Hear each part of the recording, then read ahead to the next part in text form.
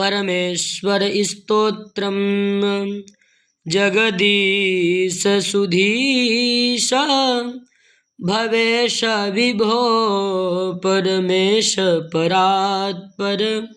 पूत पिता प्रणतं पतितं हत बुद्धिबलं जनतारण तारय तापितकं जनतारण तारय तापितकं गुणहीन सुदीन मलिनमतिं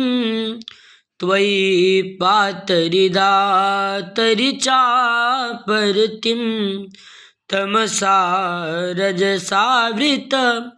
वृत्तिमिमं जन तारण तारय तापितकं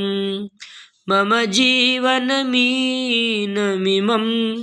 पतितं मरु घोरभुविह सुविह महो करुणाब्धिचलोर्मिज लानयनं जनतारण तारय तापितकं भववारणकारण कर्म ततौ भव सिन्धुजले शिव मग्नमताः करुणाञ्च समर्प्य तरिं त्वरितं जनतारण तारय तापितकम् अतिनास्य जनुर्मम पुण्यरुचे दुरितौ घभरैः परिपूर्णभुवाः सुजघन्यमगन्यं पुण्यरुचिं जनतारण तारय तापितकं जनतारण तारय तापितकम्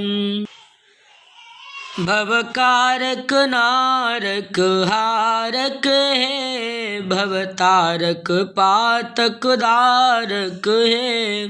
हर शंकर किंकर कर्म चयं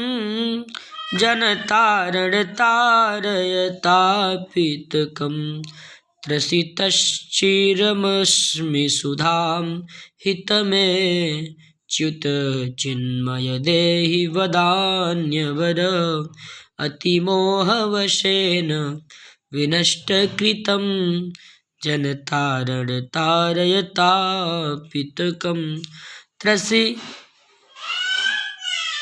प्रणमामि नमामि नमामि भवं भवजन्मकृतिप्रणीशूदनकं गुणहीनमनन्तमितं शरणं जनतारण तारय तापितकं जनतारण तारय तापितकं। श्री परमेश्वर स्तोत्रम संपूर्णम्।